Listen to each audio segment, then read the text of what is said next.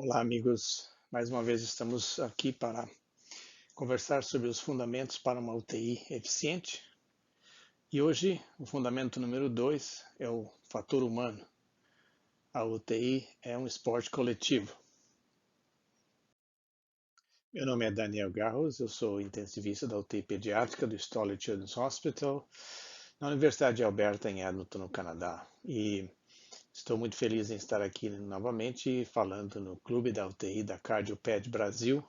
Agradeço aos organizadores pela oportunidade de estar conversando com vocês nessa hora.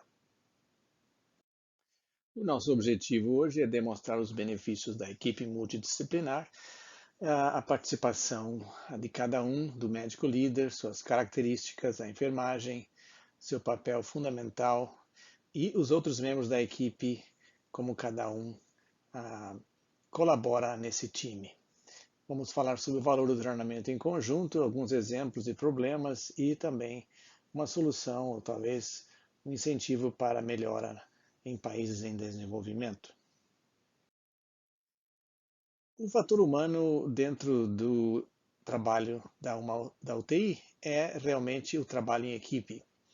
Os rounds, as visitas diárias, feitas através de uma abordagem por sistemas, envolvem e devem envolver a participação de todos, desde a enfermeira da beira do leito, o farmacêutico ou farmacêutica, a nutricionista, o terapeuta respiratório, que no Brasil se chama de fisioterapeuta, os residentes e os estudantes que estão passando pela unidade, o médico diarista ou coordenador, como é conhecido no Brasil, e a presença fundamental da família, que nós vamos abordar numa outra aula especificamente sobre a participação da família. O valor do time. Esse é um trabalho de 112 hospitais com 107 mil pacientes adultos, uma mortalidade aos 30 dias de 18%, mostrando que a menor mortalidade foi observada em UTIs com equipes médicas de alta intensidade e equipes multidisciplinares. As rondas, as visitas diárias por equipe multidisciplinar estão associadas então a uma menor mortalidade entre os pacientes das UTIs médicas. E o intensivista? Na verdade, o benefício de ter o intensivista dentro de uma equipe de médicos não ficou tão aparente. Na verdade, o resultado mostrou desse estudo que o papel do intensivista alterando a mortalidade está explicado em parte pela presença dele dentro de uma equipe multidisciplinar, nesta UTI de alta intensidade. Então não é ele sozinho que faz a diferença, e sim a presença dele coordenando uma equipe de alta intensidade. Além da equipe que faz a rotina diária da UTI, que comentamos no slide anterior, como agimos em relação ao restante da equipe multidisciplinar, que são o cirurgião cardíaco, o anestesista, o terapeuta respiratório que trabalha no bloco cirúrgico, o cardiologista da hemodinâmica e alguns outros especialistas que estão relacionados como peças importantes dentro de uma UTI cardíaca. Bom, tem duas maneiras de se fazer. Uma maneira é, como fazemos no nosso serviço, o cirurgião e o cardiologista passam o round mais cedo, antes das atividades do bloco cirúrgico, em torno de 7, 7h30 da manhã, com o coordenador rotineiro da UTI e o residente ou fellow. Então, é uma passagem rápida sobre cada paciente para ver o estado de cada um, o balanço hídrico, a drenagem de tórax, e um plano é feito em conjunto para aquele paciente com toda esta equipe. O round da UTI, com a equipe multidisciplinar, com nutricionista, farmacêutico, enfermagem, residentes, este round é feito depois, em torno de 8h30 da manhã. Então há um tempo para que o residente possa ver o paciente, o intensivista também possa avaliar o paciente melhor e então, à beira do leito, o round mais demorado é realizado. Esta é uma maneira simples de integrar as equipes que não estão na UTI todo dia com a equipe da UTI. As rondas ou as visitas multidisciplinares no ambiente de terapia intensiva, eles aumentam, melhoram a comunicação, reduzem os erros médicos e encurtam a internação. Consequentemente, há uma redução de custos, há uma economia para o hospital, para a instituição. Então, o envolvimento das várias especialidades dentro do programa do coração, como podemos chamar, e cada um no seu serviço tem o seu nome, é com o foco orientado para a equipe. Isso permite que todos os membros tenham uma consciência de propriedade intelectual no programa. Todos se sentem parte daquele programa, se sentem orgulhosos pelo programa e contribuem nas discussões de caso e nas visitas diárias. Por exemplo, na discussão de caso semanal para a preparação para a cirurgia e também na discussão de caso das visitas das rondas diárias na unidade. Uma abordagem multidisciplinar do mais alto nível, ela elimina os limites convencionais da subespecialidade. Os pacientes são iguais, tanto os cirúrgicos como os pacientes médicos com cardiopatias não congênitas, não cirúrgicas. Cria um sistema igualitário também para aproveitar o máximo o conhecimento e a experiência de cada disciplina. Mas não isenta a responsabilidade, não tira a responsabilidade de cada um dos membros da equipe para que esses membros da equipe também sintam-se parte do time e assumam o seu papel. A liderança médica. Muito importante em cada UTI é o líder, o coordenador, o rotineiro, como queiram chamar. Esta pessoa tem que ter uma formação multidisciplinar, um entendimento de como uma equipe trabalha, muito mais do que ser um clínico super experiente e um tecnocrata de pouca habilidade interpessoal. Na verdade, a arte de ser líder envolve muitas questões desafiadoras de gestão de pessoal e até certos aspectos podem ser aprendidos com o mundo dos negócios. Muitos líderes fazem cursos e até fazem MBA, então, para serem líderes de uma UTI. Então, o aspecto clínico é paralelo ao aspecto de conhecimento de liderança e de como lidar com pessoas. Se sabe também que o médico rotineiro ele deve ser responsável entre 12 a 14 pacientes no máximo, porque se passar disso, já se mostrou que há um aumento de 2 vezes no risco de morte do paciente, o aumento da mortalidade na UTI. Então, o ideal é que se tenha em torno de 8 a 12 pacientes por cada rotineiro. Se você tem uma UTI de 24 leitos, por exemplo, você deve ter 2 times rodando ao mesmo tempo. Nós temos no nosso serviço uma divisão entre o intensivista que faz o round com os pacientes agudos, mais graves, e o outro que faz o round depois das 10h30 da manhã, 11 horas, com os pacientes mais crônicos e os pacientes também que baixam na UTI naquele período, ou os pacientes que precisam a fechamento do tórax naquele período, ou o atendimento de emergências naquele período do round. Esse é feito pelo segundo intensivista. Então, isso é uma divisão de tarefas que ajuda o fluir do dia e melhora o cuidado do paciente. A enfermagem, tanto na parte de gerência como de beira de leito, tem um papel, como falamos, fundamental. Um gerente de enfermagem qualificado deve também ser não só experiente em cuidados intensivos, mas tem que ter a confiança e o respeito entre os colegas de enfermagem, né?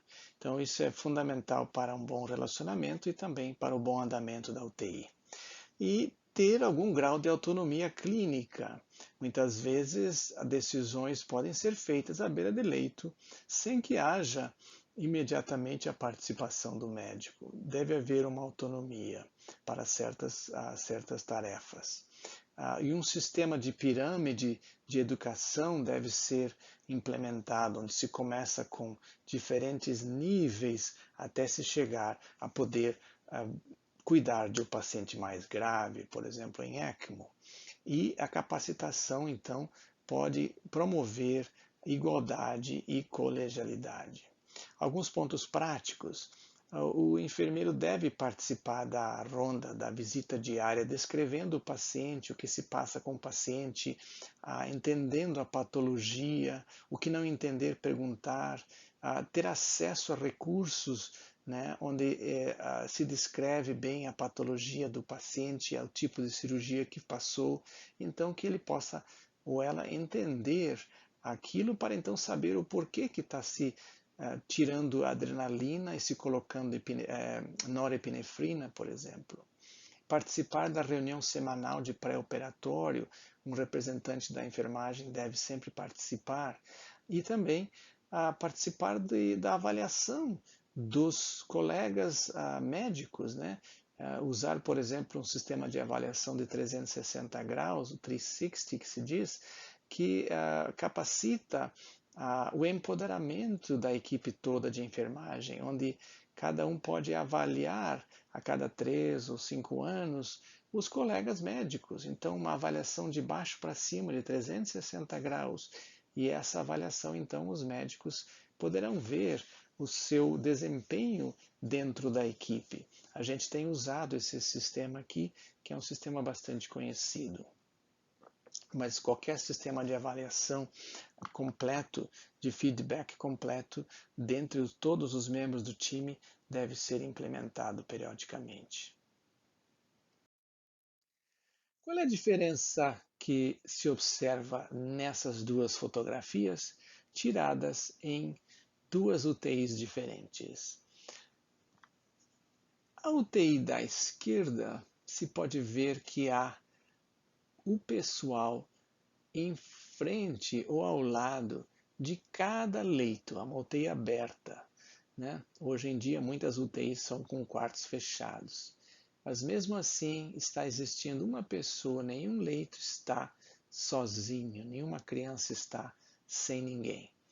A UTI da direita, na foto, é uma UTI onde todas as crianças que estão, muitas delas inclusive ventiladas, estão sozinhas, não tem nenhum enfermeiro ou enfermeira ou auxiliar de enfermagem e nem pais junto das crianças.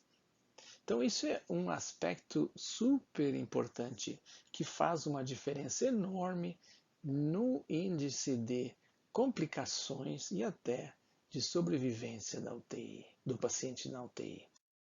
Então, a observação e a prevenção de problemas, né? Eu sempre digo que uma UTI eficiente é uma UTI onde as complicações são preveníveis e não simplesmente resolvidas depois de terem acontecido. Então, 51% dos incidentes numa UTI são detectados por observação direta e apenas 27% são detectados pelos monitores. Então, o melhor monitor são os nossos olhos e nossos ouvidos, né? Então, é muito importante a presença física a cada beira de leito, especialmente numa UTI cardíaca. Bem, no ambiente de uma UTI cardíaca, não é surpresa que exista esgotamento profissional ou até burnout. O alto índice de estresse é muito comum e há pouca avaliação e apoio para esse problema ocupacional hoje em dia. Então, algumas medidas práticas podem ser estabelecidas. Por exemplo, a rotação pelo departamento. Então, o pessoal da enfermagem, da físio, pode passar algum tempo na área cardiológica, na enfermaria cardiológica, ou na área de pré-operatório, ou na UTI pediátrica. Então, pode haver uma mudança de rotina, o que faz com que exista um período de menos estresse ou pelo menos um tipo diferente de estresse, que possa facilitar então a recuperação desta pessoa. Outro aspecto importante é ter membros da equipe com treinamento em crises, né, que se chama de Critical Incident Stress Management, né, que é um sistema de apoio aos pares, né, aos nossos colegas, por parte de algumas pessoas que possam estar sempre disponíveis para ter um ouvido para ouvir e para poder ser aquele ombro que se pode chorar, né? E que haja esta colegialidade e um ambiente então de apoio mútuo. Então, algumas pessoas do time podem ter esse treinamento, buscar esse treinamento patrocinado pelo hospital, de forma que haja então um apoio durante as crises. Não é incomum nós termos desafios éticos complexos dentro de uma UTI. Então, as reuniões preventivas, que são chamadas em inglês de town halls, podem ser feitas de uma maneira que haja uma disseminação de informações para que se evite as fofocas de sala de lanche, onde geralmente a informação é errônea ou equivocada. Então é muito importante que um cirurgião e um clínico possam então reunir com o pessoal da enfermagem. Hoje em dia é tão comum se fazer por Zoom essas reuniões e então se explicar o que está passando com aquele paciente, ouvir também as opiniões dos outros profissionais e então chegar a um consenso do plano que vai ser feito, ou então informar o que foi discutido com a família sobre aquele caso. Também depois de situações de estresse ou então morte inesperada de um paciente, por exemplo, se pode fazer uma reunião de difusão, onde se dilui a ansiedade de cada um através da normalização da situação. O que você pode esperar que vai acontecer nos próximos dias? E se você não estiver bem, procure a gente de novo e vamos procurar ajuda. E também os debriefings, né, depois de uma parada ou depois de uma situação difícil, né, para que então todo mundo possa expressar a sua opinião e possa deixar o ambiente do hospital sem levar para casa situações não resolvidas. Tem que se ter muito cuidado também com o pensamento de grupo. Muitas vezes o pensamento de grupo acaba sendo negativo, todo mundo pensando do mesmo jeito, né? É uma coisa que nós temos que estar alerta. O trabalho de equipe eu quero sempre lembrar o que já falei numa aula anterior. Exige que o ego de cada um fique do lado de fora, não passe pela porta da UTI. Então, em última análise, a equipe vai se beneficiar e a gente vai preparar o terreno para um atendimento otimizado ao paciente, né? O verdadeiro trabalho em equipe e a tomada de decisão compartilhada são fundamentais para preservar a unidade e a força da equipe multiprofissional e, ao mesmo tempo, proporcionar um atendimento de saúde de excelência. Então, nesse aspecto, o ego fica lá fora. O foco é no paciente e não na minha opinião ser a opinião sempre certa. Embora eu muitas vezes vou fazer o que eu acho que deve ser feito, eu vou ouvir a opinião dos outros e vou respeitar quando existe uma dissensão, uma opinião diferente. O aprendizado em equipe inclui ser acessível, buscar informações de outras pessoas, estar aberto para a informação e ter um modelo de falibilidade. Nós não somos perfeitos e nós sempre podemos aprender com cada situação. E o aprendizado mais eficaz se faz em tempo real, em uma discussão continuamente aberta entre os membros da equipe, sem hesitação, a política de que cada um membro da equipe pode falar a sua opinião. Outro aspecto importante no aprendizado é as parcerias. Então, especialmente em países em desenvolvimento, como o Brasil, que tem menos recursos, um modelo muito bom é o modelo de apoio por centros cardíacos conceituados de países desenvolvidos. E isso está sendo disseminado no mundo todo, não só no Brasil. E um bom exemplo é o que está acontecendo na equipe da UTI, do clube da UTI, onde eu estou participando, que é o impacto que está havendo entre a equipe de cardiologia e de cirurgia cardíaca no Brasil, em São José do Rio Preto, com o HeartLink. Então é um bom exemplo dessa parceria. Nós vamos falar em outras aulas sobre os resultados dessa parceria. Outra coisa importante é o treinamento e a simulação. Então, os protocolos se aprendem e se aplicam primeiro na simulação. Então, muito importante na ECMO, por exemplo, e também na rotina de recebimento de um paciente de bloco cirúrgico, treinar o papel de cada um em simulação.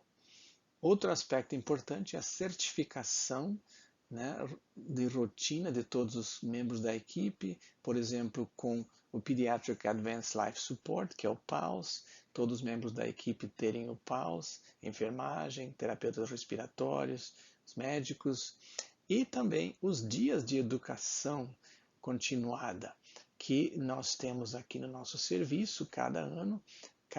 Cada membro da equipe tem que passar por um número específico de horas do programa de educação continuada. Parte pode ser feito por conta própria e parte tem que ser feito supervisionado, e esses dias de educação continuada são pagos como se fosse dia normal de trabalho. Um exemplo disso do trabalho de equipe é a verificação dupla de medicamentos. Quando se vai administrar, por exemplo, uma dose de sildenafil, então se uma enfermeira retira a dose e confere com a outra se a dosagem está certa. No nosso serviço, nenhuma medicação intravenosa ou mesmo medicações via orais complexas são administradas sem a checagem dupla. E sempre olhando para os 5 pontos certos: a droga certa, o paciente certo, a dose certa, a rota, a via certa e o tempo certo. São os 5 certos, né, de administração de medicação. Então, é um exemplo da colaboração entre os membros da equipe. E a enfermagem bem treinada conta muito. Uma enfermeira para cada 2,5 pacientes, isso aumenta em 3,5 vezes o risco de morte. Então, isso são estudos que estão aí para mostrar a importância numa UTI avançada com pacientes críticos da enfermagem 1:1 ou no máximo 1:2. E a mortalidade aumentou nesse outro estudo quando houveram mais pessoas da enfermagem com menos de 2 anos de experiência clínica, prefazendo mais do que 20% do staff no plantão. Como é que a gente trabalha quando temos tantas pessoas novas no nosso serviço e novas enfermeiras chegando? O que se faz é distribuir as enfermeiras mais experientes logisticamente dentro da planta da UTI, de forma que haja um grupo não só de enfermeiras muito recém-saídas do treinamento, jovens, né? Mas sim que tenha perto delas pelo menos uma enfermeira com mais experiência que possa verificar o que está se passando e meio que, mesmo de longe, poder supervisionar e ser um apoio. E outro estudo mostrou que a maior rotatividade de pacientes para uma enfermeira e um maior volume de procedimentos durante um turno pela equipe estão associadas a maiores taxas de mortalidade. Então você tem que ter muito cuidado com aquele paciente extremamente grave, que a enfermeira tenha um apoio de uma segunda pessoa, 2-1, que é o caso apregoado para pacientes em ECMO, por exemplo, que sejam duas enfermeiras, uma cuidando do serviço do paciente e a outra cuidando, especialista, por exemplo, do ECMO, ou então duas até neste paciente grave, para um paciente só. Um exemplo de complicações é a extubação não planejada, né? Então, quando uma enfermeira, nesse estudo publicado no Pediatric Critical Care em 2005, quando a enfermeira passou a ter 2 pacientes entubados, houve 4,2 vezes maior chance de haver extubação não planejada. Quando um outro estudo mostrou 3,1 chance quando a taxa de enfermagem por paciente era de 1,42 no turno. Então, outro mostrou que o aumento de 0,7% no risco de morte para cada paciente adicional por enfermeiro. Então, também já se mostrou que aumenta quando há 1-2 ou 1-3 o índice de infecção nosocomial. Então, a gente tem que ter muito cuidado numa UTI bastante terciária ou quaternária, com pacientes bastante graves, nessa relação paciente-enfermeiro. Este é outro estudo que mostrou que uma extubação não planejada, na verdade, pode matar. E a gente sabe isso. Esse estudo mostrou que a extubação não planejada, se o paciente extubou, autoextubou, né, não planejou, não se planejou a extubação, o paciente puxou o tubo caiu fora, a mortalidade foi de 37% nesses casos, no paciente que teve que ser reentubado. Nos pacientes que tiveram uma extubação não planejada, mas não precisaram ser reentubados, a mortalidade foi 0. Então, se o paciente não está pronto, não está quase pronto para sair do tubo, ainda está bastante grave e faz uma extubação não planejada, isso aumenta muito a mortalidade. E agora vamos terminar com alguns aspectos bem práticos sobre os membros do time. O terapeuta respiratório, que no Brasil se chama de fisioterapeuta, né, com especialização em ventilação mecânica e sistemas de não invasivos de apoio à respiração, ele tem um papel super importante, né? Avalia a prontidão para extubar, por exemplo, com teste de respiração espontânea, nós fazemos todos os dias às 4, 5 da madrugada nas crianças que vão estar se pensando em extubar, então a gente faz o teste, né? E para ver se estão prontos. E isso levou a 26% na redução da ventilação mecânica e 70% de diminuição da duração do desmame, 11% de diminuição da estadia da UTI em um trabalho publicado recentemente. Facilita a mobilização precoce e a otimização dos protocolos de PAD, significa protocolos de delírio, analgesia e dor, e protocolos de desmame e extubação com teste de respiração espontânea também são facilitados pelo terapeuta respiratório e isso existe então uma redução da mortalidade. Facilita também a obtenção de gasometrias, né, dentro da UTI, seleção de equipamentos de ventilação apropriados e a otimização desse equipamento.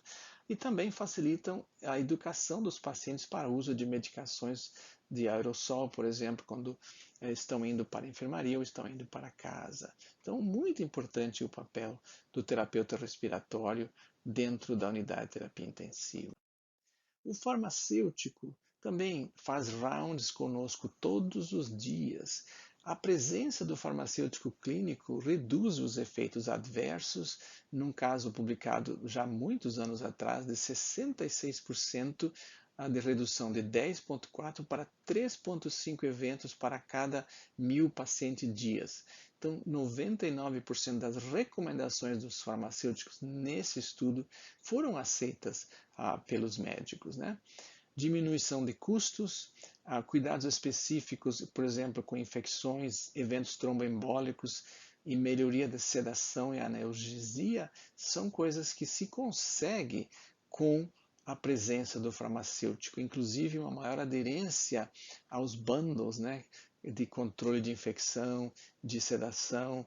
Então, esses feixes de cuidado que se chama. Então, a presença do farmacêutico é muito importante.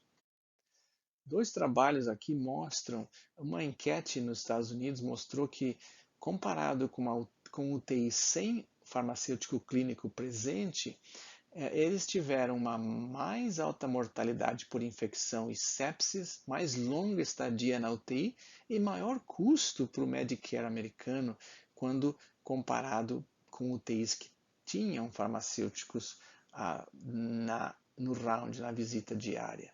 Um outro estudo observacional de antes e depois, né, quando o farmacêutico era responsável pela prescrição para promover mobilização precoce e o desmame da sedação, então houve 46% na redução de infusões contínuas de sedativos, na redução da estadia hospitalar e de UTI, e uma economia de 1,2 milhões em custos hospitalares e também em custo de drogas. Então, muito importante a presença do farmacêutico por todas essas razões.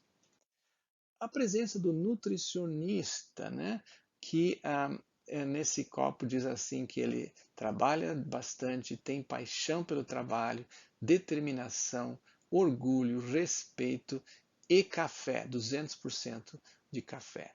Né? Então, o nutricionista, ele tem uma ingestão, ele controla como esses pacientes que muitas vezes vêm já desnutridos para a nossa UTI, especialmente cardíacos, né, com insuficiência cardíaca, que não estão absorvendo as proteínas e as calorias, como é que nós vamos aumentar e melhorar isso? O aumento da ingestão de proteínas e calorias controlado pelo nutricionista leva à redução em ventilação mecânica, à redução de infecções e uma maior sobrevida dos pacientes, inclusive.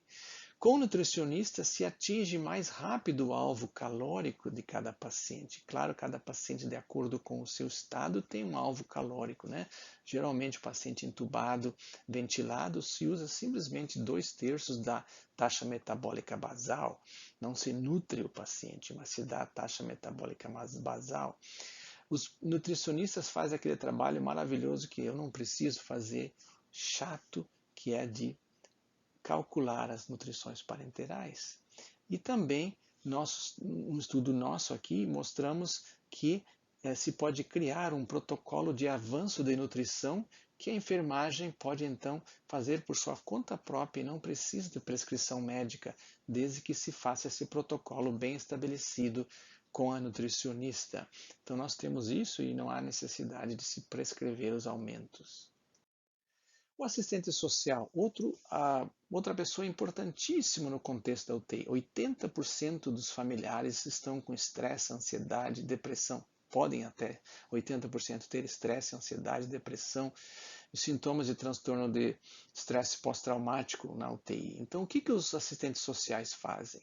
Eles elucidam os estressores psicossociais, eles fazem aconselhamento, eles facilitam a comunicação entre os pacientes, familiares e a equipe, ajudam a prevenir conflitos, atuam como agentes de recursos para a família, advocam pela família.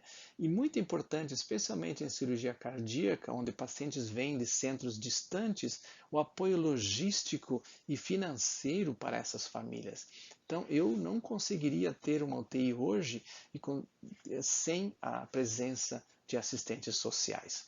É uma parte fundamental do time da UTI. E o cuidado espiritual? é a capelania, muito importante também. Na verdade, a espiritualidade não só se refere a uma religião em si, mas é as maneiras pelas quais os seres humanos buscam e expressam significado na vida, né?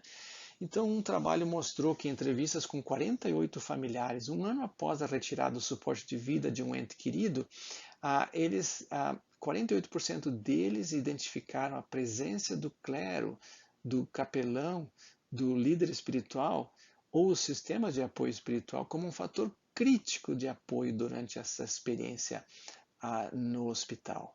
Então, na maioria das vezes, as famílias saem com suas necessidades espirituais não preenchidas. Então, é muito importante ter um capelão, um líder espiritual que possa acompanhar as famílias dentro da UTI, especialmente UTI de, de alto risco. Então, nós falamos bastante hoje sobre os aspectos humanos. Vamos concluir com esse slide. Existe uma mudança de cultura hoje em dia que a gente vê que, como gerente, você pode ter o poder de mudar as políticas da sua organização com um toque de uma caneta. Você pode ter a capacidade de contratar, demitir, promover e rebaixar pessoas com relativamente pouco esforço. Mas mudar uma cultura arraigada é a tarefa mais difícil que você enfrenta como líder da uma UTI, como médico, como enfermeiro.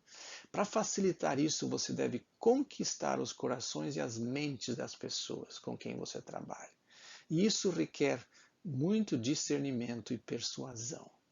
Os líderes bem-sucedidos têm uma crença intensa, acreditam naquilo que fazem, na causa, naquilo que estão vivenciando, o programa de cirurgia cardíaca ou o programa de cardiologia, e alavancam essa crença para reunir, para agregar os outros, e têm uma visão e um propósito bem claro. Concluindo então, vemos que realmente a UTI é um esporte de equipe, né? É uma tarefa multidisciplinar. Os resultados pertencem à equipe, positivos, mas muitas vezes também negativos. O papel da enfermagem como sentinelas, né, dentro da UTI é super importante. A presença física muito maior do que a confiança nos monitores. Os outros profissionais aliados são de extrema importância dentro dos seus papéis e, como vimos, muitos resultados dependem deles. E deve haver uma noção de